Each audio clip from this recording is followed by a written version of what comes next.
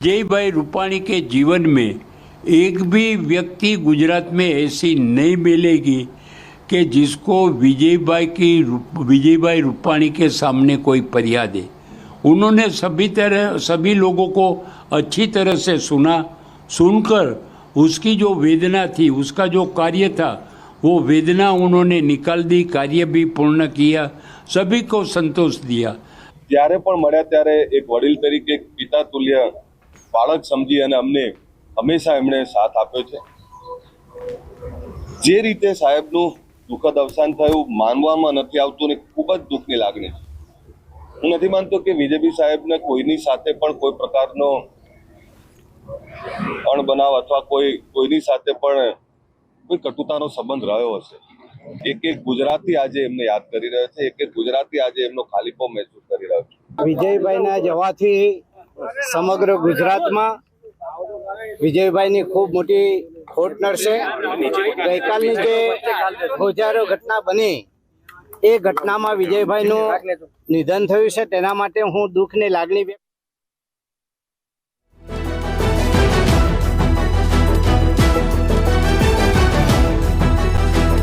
ધંધો અમદાવાદમાં સરલાબેન ઠાકોરની વાત સાંભળીને તમે પણ રડી પડશો। મેસમાં કામ કરતા સાસુની કોઈ માહિતી નથી એવું કહી રહ્યા છે સરલાબેન। સરલાબેનની 2 વર્ષની દીકરી પણ હતી જેની પણ કોઈ માહિતી નથી। એક માતા પોતાની દીકરીને શોધી રહી છે, પોતાની સાસુને શોધી રહી છે। આ પરિવાર વર્ષોથી અહીંયા ભોજનનું કામગીરી કરી રહ્યો છે, રસોઈ બનાવવાની કામગીરી કરી રહ્યો છે। ડોક્ટરો માટે જે રસોઈ બને છે એ આ પરિવાર બનાવે છે, પરંતુ આ જે સરલાબેન છે એમના સાસુ અને તેમની 2 વર્ષની દીકરી લાપતા છે। તેમની કોઈ માહિતી મળી નથી। સિવિલમાં સરલાબેન શોધી રહ્યા છે સાસુ અને દીકરીને।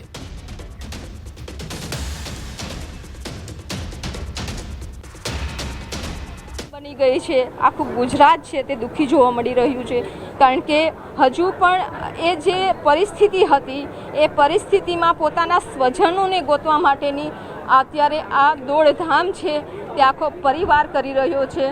આ પરિવારમાં પણ આ બેન છે, અત્યારે જો બેન હિંમત રાખો, તમે તમારા પરિવારને પણ બેબી છે, મારી બેબી 2 વર્ષની બેબી છે નાની। ક્યાં હતી બેબી? બેબી હોસ્ટેલમાં હતી, મારા સાસુભાઈ રસોઈ બનાવે છે, મારી સાસુ ત્યાં હતી, મારી બેબી ત્યાં તમે રસોઈ બનાવતા? હા, હું ટિફિન લઈને અમે ટિફિન સર્વિસ છે અમારે સિવિલમાં। તમે ટિફિન લઈને નીકળ્યા હું મારા હસબેન્ડ અને મારી બેબી ને મારી સાસુ રસોઈ બનાવતા હતા, તો મારા સાસુ ઉપર રસોઈ બનાવી, મારી બેબી નીચે રમ્યા જાય એમના પાસે। વર્ષોથી તમારે સાસુ જોડે તમારી બેબી છે? હા, 2 વર્ષ થઈ ત્યારથી મારા સાસુભાઈ, મારું ઘોડિયું પણ હતું ત્યાં, ઘોડિયું એમની એમ જ છે। આ માતા છે અને માતાનું રુદન જોઈ શકો છો કે મારો નાનો બાબુ હતો 5 વર્ષનો, એ નીચે શું થયું તો નીચે રમવા આવી ગયો, એને બચાવી લીધો। નીચે ધોબી હતા ને એમને ખેંચીને એને બહાર કાઢી ગયો, પણ મારી બેબી ને મારી સાસુ ના નીકળી શક્યા। 2 વર્ષની બેબી છે અને એના સાસુ હતા, એક પરિવાર જનો હતો કે જે ટિફિન સર્વિસ કરતો હતો। તો સરલાબેન તેમના સાસુને શોધી રહ્યા છે, તેમની 2 વર્ષની દીકરી છે તેને શોધી રહ્યા છે।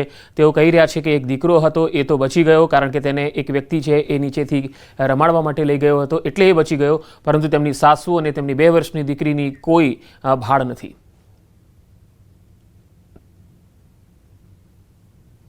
परिवार माता पिता दोनों बीमार हैं, उनको अब तक बताया भी नहीं था उसकी मृत्यु हो चुकी है, लेकिन आज क्योंकि ये बताना ही पड़ता, आज उसको बताया।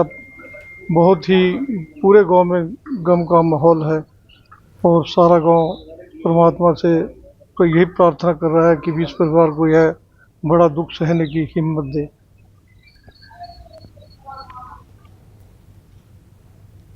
તો 2 અલગ અલગ તસવીરો આપણે બતાવી રહ્યા છે। એક તરફ લેબોરેટરીમાં તપાસની કામગીરી ચાલી રહી છે, જ્યાં ટેસ્ટ કરવામાં આવી રહ્યા છે પરિવારજનોના DNA મેચ કરવા માટે। હાલ જે તસવીરો આવી રહી છે તે આપણે બતાવીએ। અહીંયા પ્રધાનમંત્રી નરેન્દ્ર મોદીએ સમીક્ષા બેઠક કરી છે, જેમાં CM ભૂપેન્દ્ર પટેલ અને સાથે તેમના તમામ જે ઉચ્ચ અધિકારીઓ છે એ તમામ ઉપસ્થિત રહ્યા છે। આજની આખી જે ઘટનાક્રમ અને આજની તેમની જે વિઝિટ હતી તે પૂરી કર્યા બાદ તેમણે NXC ખાતે એક નાની બેઠક કરી છે।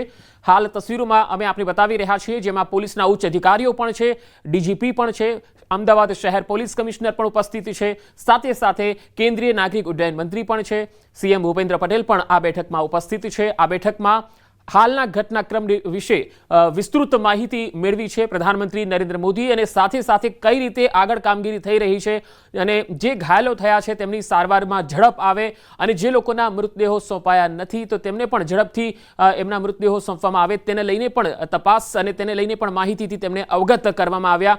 આ બેઠકમાં પ્રધાનમંત્રીએ જરૂરી માર્ગદર્શન અને દિશા સૂચન પણ આપ્યું છે કે આ પ્રકારના ઘટનાક્રમમાં, આ પ્રકારની ઘટનાઓમાં કઈ રીતે ક્વિક એક્શન લેવું જોઈએ તેને લઈને પણ તેમણે આ બેઠકમાં વાતચીત કરી છે. અધિકારીઓ સાથે સંવાદ કર્યો છે. સીએમ ભૂપેન્દ્ર પટેલ પણ તેમની સાથે ઉપસ્થિત છે. રાજ્યના ડીજીપી, શહેર પોલીસ કમિશનર પણ ઉપસ્થિત છે અને કેન્દ્રીય નાગરિક ઉડ્ડયન મંત્રી પણ ઉપસ્થિત